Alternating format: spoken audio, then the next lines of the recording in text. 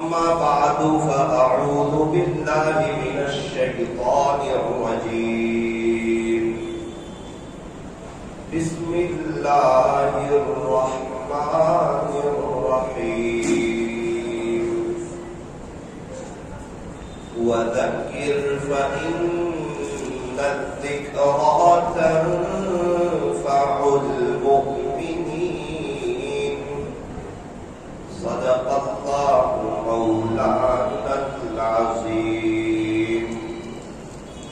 وقال النبي صلى الله عليه وسلم: إنما الأعمال بالنيات. رواه البخاري.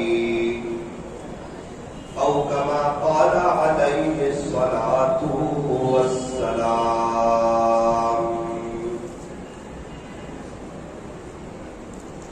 بزرگان محترم اور عزیز نوجوانوں، ماں باپ کے لیے دو وقت بڑے خوشی کے ہوتے ہیں. ماں باپ کے لیے دو وقت بڑے خوشی کے ہوتے ہیں. ایک وہ وقت جب ان کے یہاں اولاد ہوتی ہے، یہ بہت خوشی کا وقت ہوتا ہے. امی بھی بہت خوش، ابو بھی بہت خوش. حالانکہ ماں نے 9 مہینے بڑی تکلیفوں میں گزارے، بڑے درد میں گزارے، بڑے کوڑن میں گزارے. 9 مہینے تک بچے کو پیٹ میں رکھا. کبھی کھانا جمع، کبھی کھانا نہیں جمع، کبھی متلی آئی، کبھی پریشانی آئی، کبھی پیٹ میں درد ہوا، کبھی جی پھرنے لگا. 9 مہینے. اور بچے کی پیدائش کا وقت، ایک جان سے دوسری جان کا نکلنا، اللہ اکبر کبیرہ. کتنی عورتیں ایسی ہوتی ہیں جو اس موقع پر شہید ہو جاتی ہیں، اللہ کو پیاری ہو جاتی ہیں. ایک جان سے دوسری جان کا نکلنا اتنی آسان بات نہیں. اس لیے تو فرمایا کہ ماں کے 3 حق ہیں. باپ کے مقابلے میں ماں کا حق زیادہ ہے. ہاں، ابا کا مقام بھی بڑا اونچا ہے. یوں فرمایا کہ ماں کے قدموں کے نیچے جنت ہے تو باپ جنت کا دروازہ ہے. مسجد ہیرا میں آنے کے لیے دروازہ کھلوانا پڑے گا، تب مسجد ہیرا میں آ سکتے ہیں. بالکل اسی طرح جنت میں جانے کے لیے پہلے جنت کا دروازہ کھلوانا پڑے گا. اور وہ کب کھلے گا؟ جب ابا خوش ہوں گے. ابا خوش ہوں گے تو جنت کا دروازہ کھلے گا، اور اما خوش ہوگی تو اللہ تعالیٰ جنت نصیب فرمائے. اس لیے فرمایا دونوں کو خوش کرنا، دونوں کا اکرام کرنا، دونوں کا احترام کرنا یہ ضروری ہے. ماں باپ جو ہے یہ بچوں کو شہزادوں کی طرح رکھتے ہیں. کوئی ہمارے بچے کی طرف دیکھے نہیں، کوئی نظر اٹھائے نہیں، کوئی ان کو مارے نہیں، کوئی ان کو بولے نہیں، کوئی ان کو ڈانٹے نہیں، غصے کی نظر سے کوئی ان کو دیکھے نہیں، ہماری موجودگی میں کوئی ان کو جھڑکے نہیں. یہ ماں باپ کی سوچ ہوتی. کیا بات ہے؟ اپنے بچے کو شہزادہ سمجھتے ہیں کہ یہ ہمارا بیٹا ہے، ہمارا لال ہے، ہمارا جگر کا ٹکڑا ہے، بڑی امیدوں سے اور بڑی دعاؤں سے آیا ہے. تو فرمایا کہ ماں باپ اپنے بچوں کو شہزادوں کی طرح رکھتے ہیں. بچوں کو بھی چاہیے کہ ماں باپ کو بادشاہوں کی طرح رکھیں، ان کا اکرام کریں. جیسا ہم اپنے ماں باپ کو رکھیں گے، آپ یقین مانیں ویسا ہمارے بچے ہمارے ساتھ رکھیں گے. جیسا ہمارا سلوک اپنے ماں باپ کے ساتھ، ویسا ہمارے بچوں کا سلوک ہمارے ساتھ. اس لیے اس بات کی نیت کیجیے کہ اگر والدین دنیا میں نہ ہو تو انشاءاللہ ان کو ایثار ثواب کریں گے، قبرستان جائیں گے. ماں باپ کو بھلا دینا اچھی بات نہیں ہے. ایک شخص کی ابا کا انتقال ہو گیا، ماں کا انتقال ہو گیا. وہ یوں کہنے لگے اگر تمہاری ماں موجود ہو تو ان کے پاس جا کے بیٹھا کرو، مجھے ملنے کے لیے قبرستان جا رہا ہوں. بہت کچھ بھی ہونا گھر میں اور ماں نہ ہو تو وہ بڑا گھر اچھا نہیں لگتا, اس گھر میں مزہ نہیں آتا. لیکن ان کی صحیح قدر اسی وقت ہوتی ہے جب یہ دنیا میں نہیں ہوتے. کچھ خوش نصیب لوگ جنہیں اللہ دنیا میں بہت نوازنا چاہتے ہیں, بہت پیسہ دینا چاہتے ہیں, بہت مالا مال کرنا چاہتے ہیں, محنت بہت کم اور جن کے مقدر میں پیسہ بہت لکھا ہے, بہت مالداری آنے والی ہے, ان کو ماں باپ کی خدمت میں لگا دیتے ہیں. کیونکہ تفسیر کی کتابوں میں لکھا ہے کہ جو ماں باپ کی خدمت کرتا ہے نا, اللہ اسے دنیا میں نقل مالا مال کرتا ہے. آخرت میں تو ملے گا بدلہ, لیکن دنیا میں اللہ تعالیٰ اس کو بہت مال عطا فرمائے گا. ممبئی کے ایک ڈاکٹر صاحب نے مجھے کہا تھا, مولانا اگر اللہ تعالیٰ نے آپ کو نوازا ہو اور کمانے جانے کی ضرورت نہ پڑتی ہو تو ان کی خدمت میں لگ جاؤ. تم 200 سال دکان پہ بیٹھ کے اتنا نہیں کما سکو گے جتنا کچھ ان کی خدمت سے اللہ تمہاری جوڑی میں ڈالے. یہ وہ ہستی ہے. تو میں یہ عرض کر رہا تھا کہ ماں باپ کے لیے دو وقت بڑے خوشی کے ہوتے ہیں. ایک وہ وقت جب بچہ دنیا میں آتا ہے, اور ماں نے اتنی ساری تکلیفیں دیکھی, اتنی ساری پریشانیاں دیکھی, اس کے باوجود وہ سسٹر نہیں آتی ہے اور ان کو اپنا بیٹا بتا دیتی ہے, وہ ساری تکلیفوں کو بھول جاتی. خود میری ایریا نے مجھے بتایا تکلیف تو ہو رہی تھی, نہ ہوئی.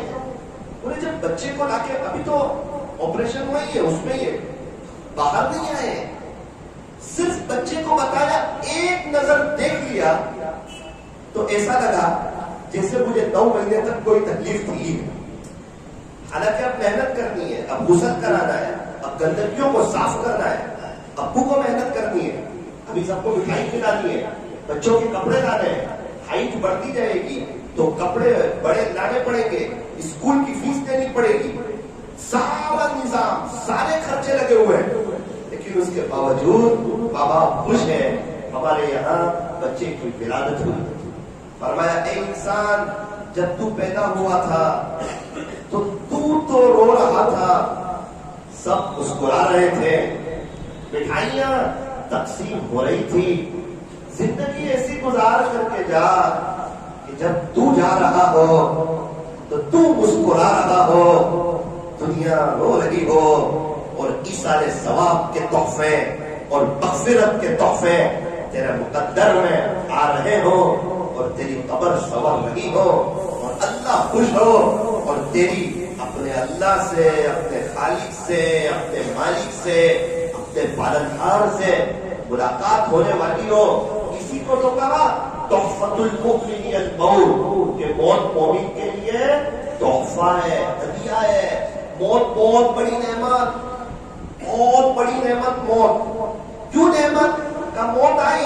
اللہ راضی ہے, آگے بہار ہی بہار. اب اللہ کا دیدار, اللہ کے نبی کا دیدار, صحابہ کا دیدار, پریشر نہیں, تکلیف نہیں, ہارٹ کا درد نہیں, کمر کا اور گھٹن کی تکلیف نہیں, کمانے جانے کی ضرورت نہیں, پیٹ بھرنے کی ضرورت نہیں, واش روم جانے کی ضرورت نہیں. دنیا کے جھمیلے ختم, دنیا کے ٹینشن ختم, یہ دوائیوں کی دوڑ ختم, یہ بڑھاپا ختم. اب جو ہے جوانی, اور اللہ اکبر, جنت میں تو پھر وہ جنت کی جوانی, وہ جنت کی نعمتیں, وہ جنت کی بہاریں, اور وہ جنت کے پھل فروٹ, اور وہ جنت کے میوے, اور وہ جنت میں مچھلیوں کے کباب, اور وہ جنت کے بازار, اور وہ جنت کے محلات اور بالا خانے جن کے نیچے سے نہریں بہتی ہوگی. اور انسان کو اسی جگہ پر فیملی یاد آتی ہے.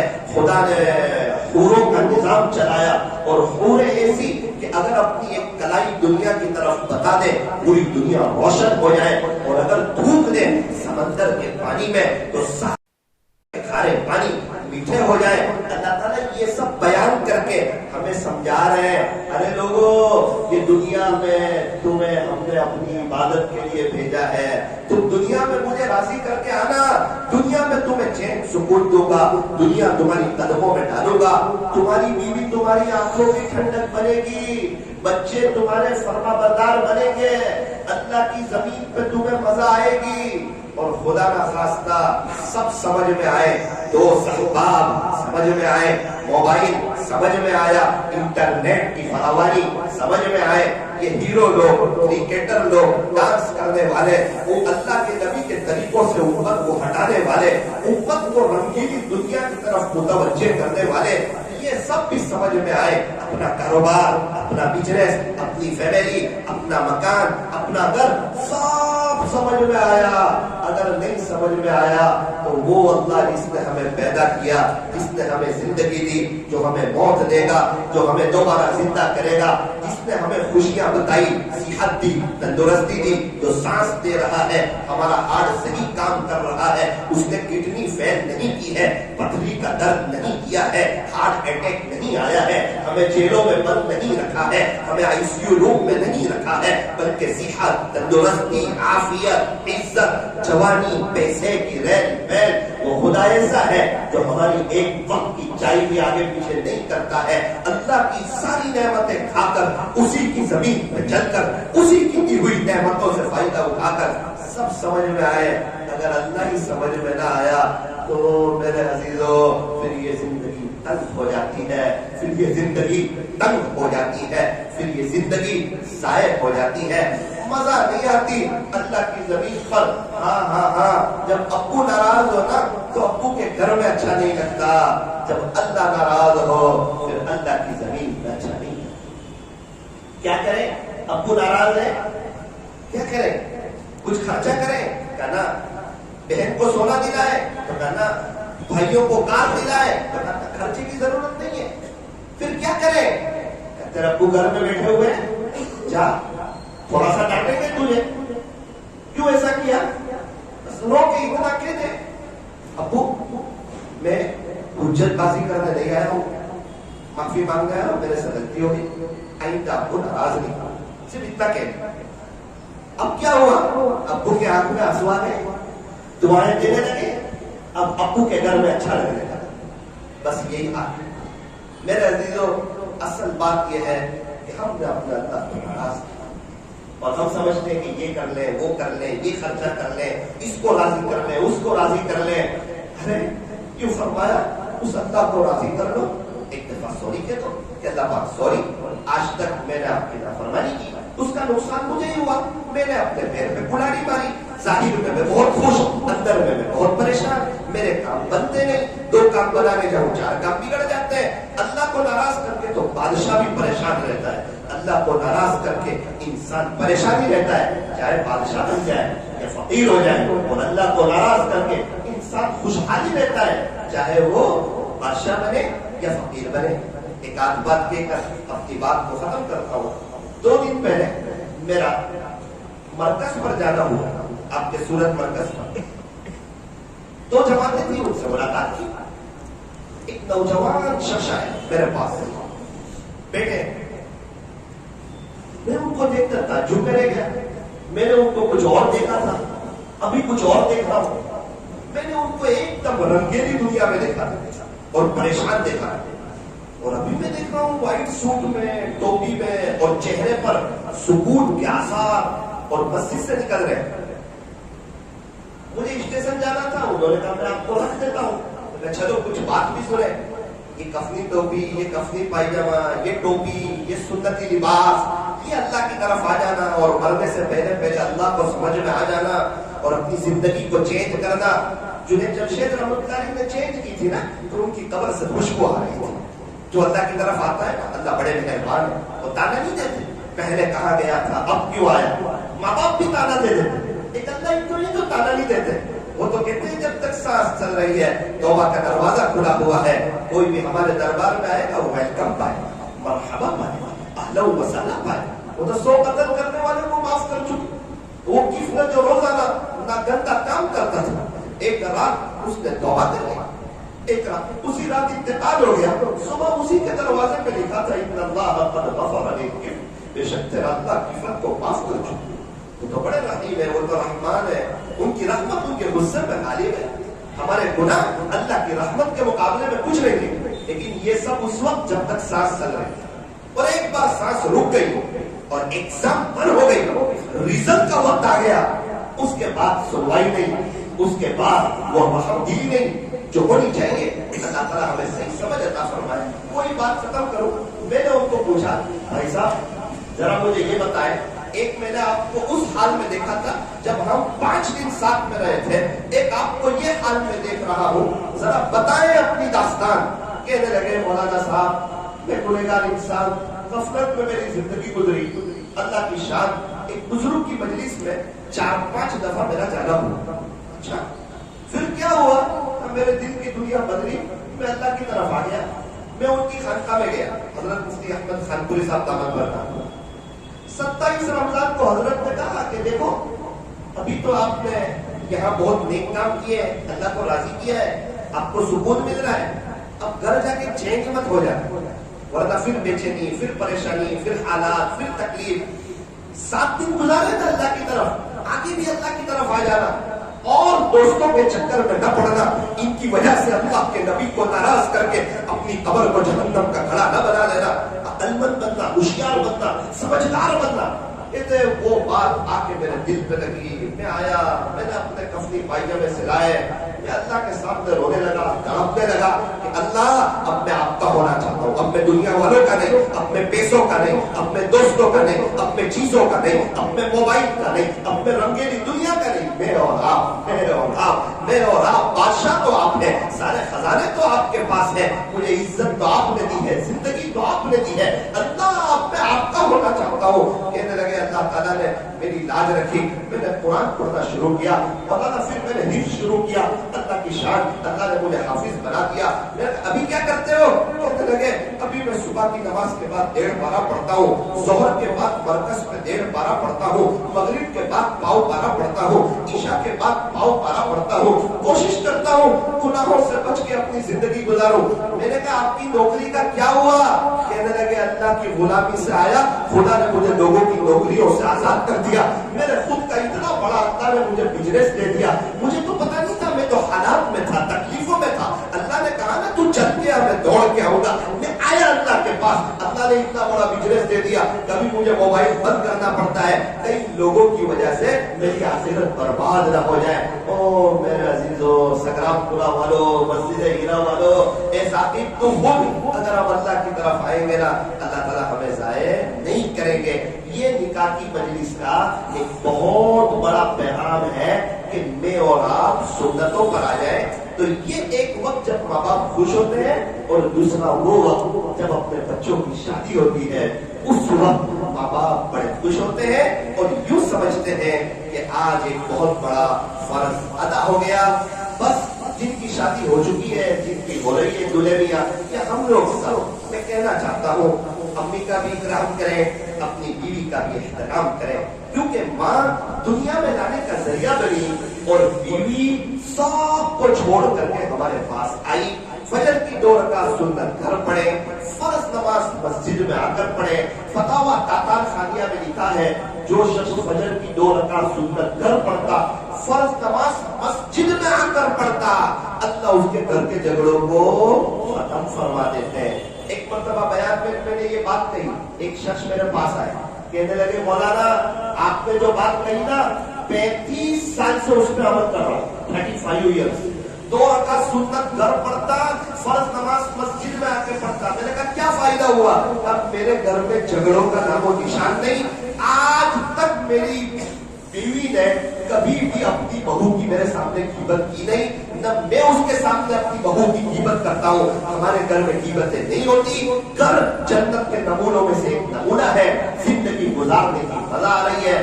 پورا مجمع نیت کریں، انشاءاللہ فجر کی 2 رکعت سنت گھر پڑھیں گے، فرض نماز مسجد میں آ کے پڑھیں گے، اللہ ہمارے گھر کے جھگڑوں کو ختم فرما دیں گے۔ بیوی سب کو چھوڑ کے آتی ہے، شوہر کو چاہیے کہ غصہ کرنا چھوڑ دے، شوہر کو چاہیے کہ غصہ کرنا چھوڑ دے۔ میاں بیوی ایک دوسرے کی قدر کریں، ایک دوسرے کی برائی کرتے ہیں، انتقال ہو جائے تو سب سے زیادہ روتے ہیں کہ بیوی بہت اچھی تھی، میری خدمت کرتی تھی، اب آدھا گھنٹے پہلے تو آپ برائی کر رہے تھے، اب کیا ہو گیا؟ کہ انتقال ہوتے ہی اس کی خوبیاں ہائی لائٹ ہو گئی۔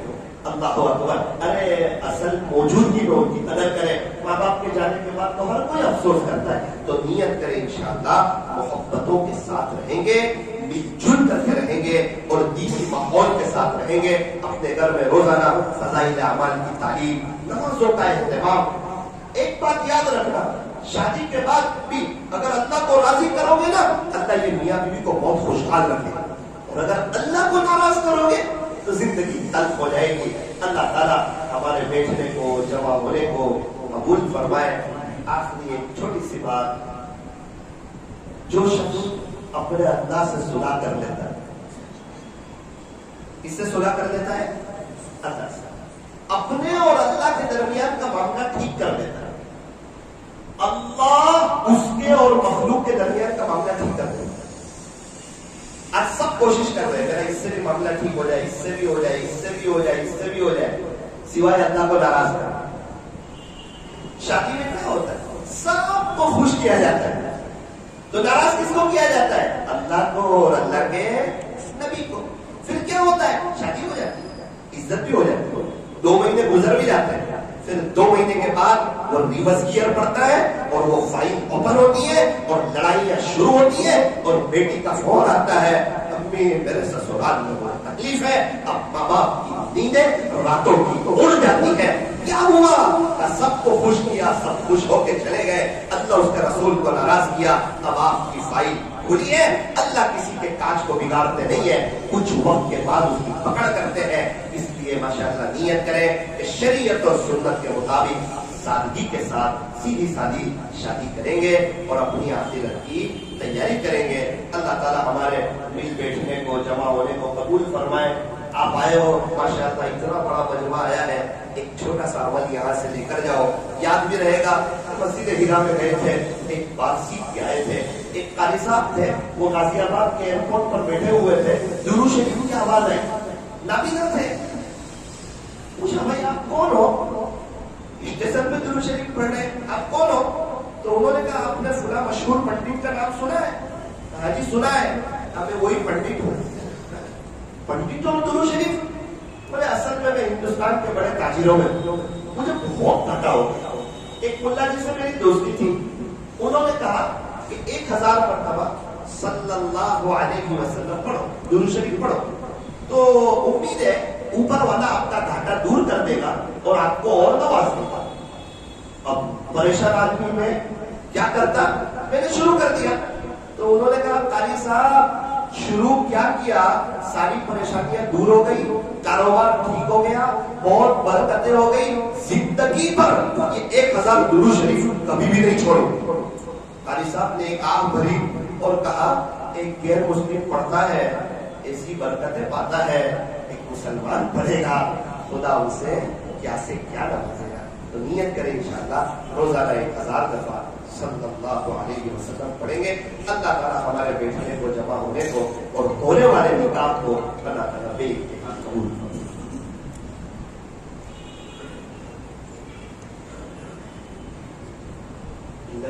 محمد حسین, ترنم محمد عرفان,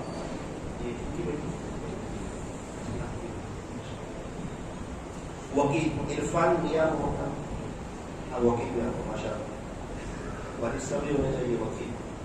گواہ محی الدین محمد حسین شیخ, اب گواہ. محمد جاوید عبد الرحیم, اب گواہ. 51,000 روپے میں آپ نے اجازت دے, بیٹی کو بتا دیا تھا پھر ان کا نکاح عنایت اللہ محمد حسین سے کرنے کا, اجازت دے. عبد اللہ حضرات نے سن لیا, مجھے آپ لوگ کی طرف سے اجازت ہے کہ میں نکاح پڑھا اور قبول بھی کرواؤں. الحمد لله حمدا كثيرا طيبا مباركا فيه كما يحب ويرضى. أشهد أن لا إله إلا الله وحده لا شريك له في الخلق والأمر, وأشهد أن سيدنا وسندنا وحبيبنا وشفيعنا وخليلنا ومولانا محمد محمدا عبده ورسوله المبعوث إلى الأسود والأحمر المبعوث بشرف الصدر ورفع الذكر صلى الله عليه وعلى آله وأصحابه الذين هم خلاصة العرب العرباء وخير الخلائق بعد الأنبياء. أما بعد فأعوذ بالله من الشيطان الرجيم. بسم الله الرحمن الرحيم. يا أيها الذين آمنوا اتقوا الله حق تقاته ولا تموتن إلا وأنتم مسلمون.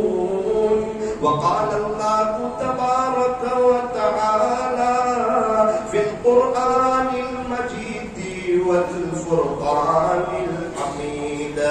يا أيها الذين آمنوا اتقوا الله وقولوا قولا سديدا يصلح لكم أعمالكم ويغفر لكم ذنوبكم ومن يطع الله ورسوله فقد فاز فوزا عظيما.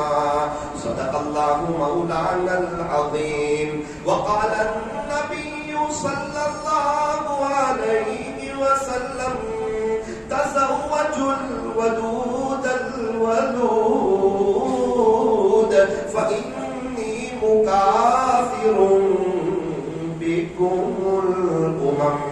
وقال عليه الصلاة والسلام 4 من سنن المرسلين الحياء والتعطر والسواك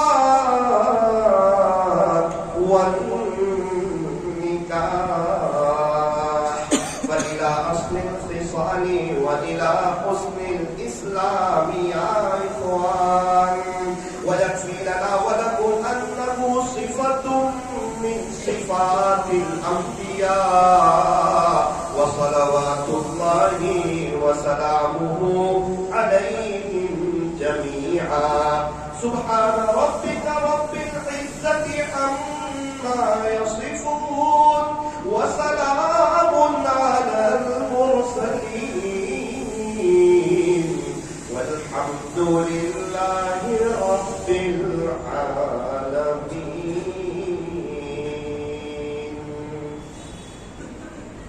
جی دلے میں آپ سنیے عنایت اللہ محمد حسین بھائی آپ سنیں.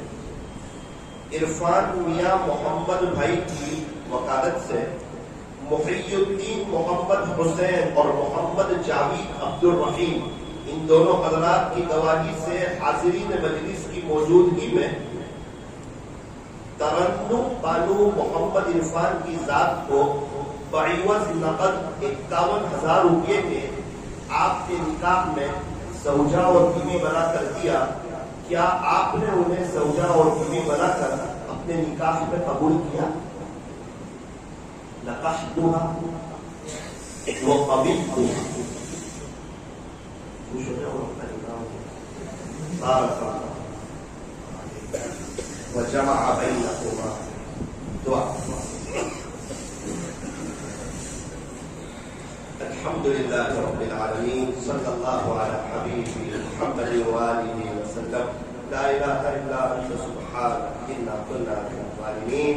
یا اللہ رحیم ولا کریم اللہ بہت بڑے ہم گنہگار ہیں، خطا کار ہیں، سیاہ کار ہیں، مجرم ہیں، پاپی ہیں. اللہ آپ کو بہت ناراض کیا ہے. رب کریم ویسے تو یہ ہاتھ اٹھائے جانے کے قابل نہیں، یہ زبان سوال کرنے کے قابل نہیں، لیکن آپ سے نہ مانگے تو کس سے مانگے اور آپ سے نہ کہے تو کس سے کہیں. اللہ آپ سے ایک گزارش ہے، آپ ہمیں معاف کر دیجیے.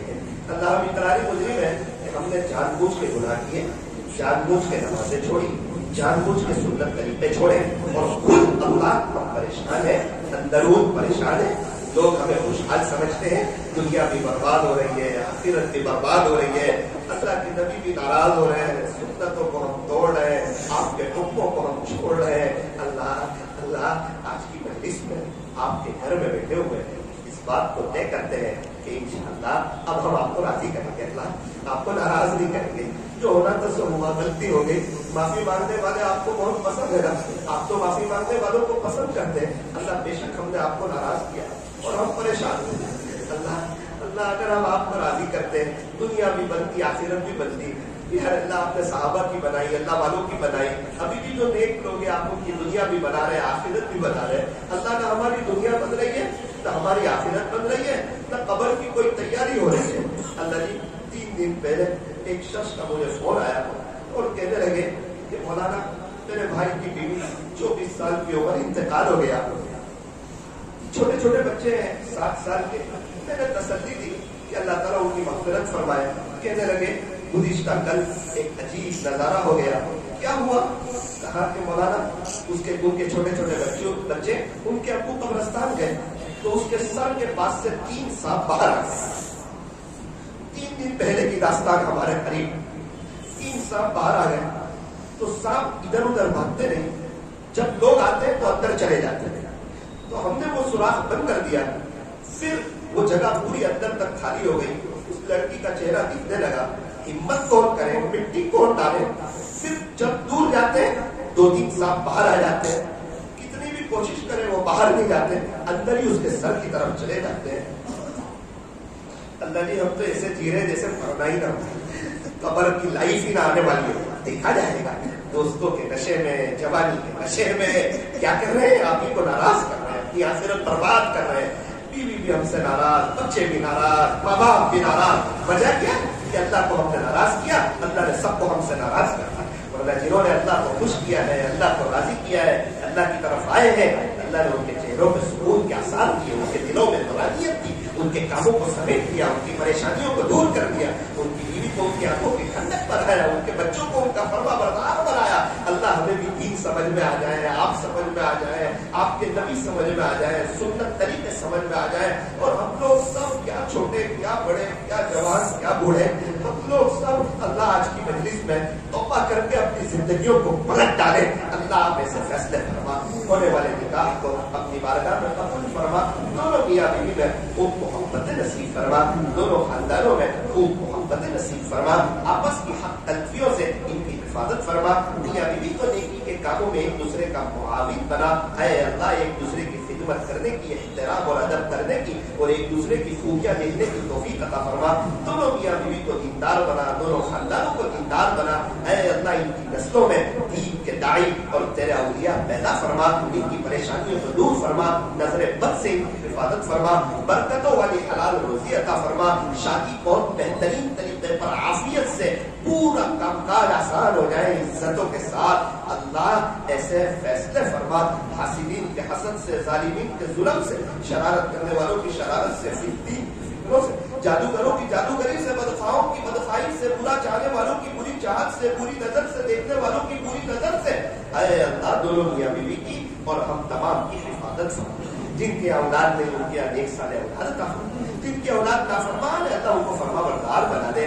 اے اللہ ہمیں اور ہمارے بچوں کو نیک صالح بنا دے، قبر کے عذاب سے بچا لے، آخرت بنانے کی توفیق عطا فرما، 5 وقت کی نماز، رب کریم فجر کی نماز میں اللہ فجر کی نماز میں بستر ہمیں اٹھا دے اور ہم سجدہ کر کے قبر کی میٹھی نیند کی فکر کریں، اللہ ایسے فیصلے فرما، اللہ ہم تمام کو برکتوں والی حلال روزی عطا فرما، ہماری پریشانیوں کو دور فرما، چین سکون اطمینان اور امن و امان عطا فرما، صلی اللہ تعالی علی خیر خلق محمد و آلہ و اصحابہ اجمعین برحمتہ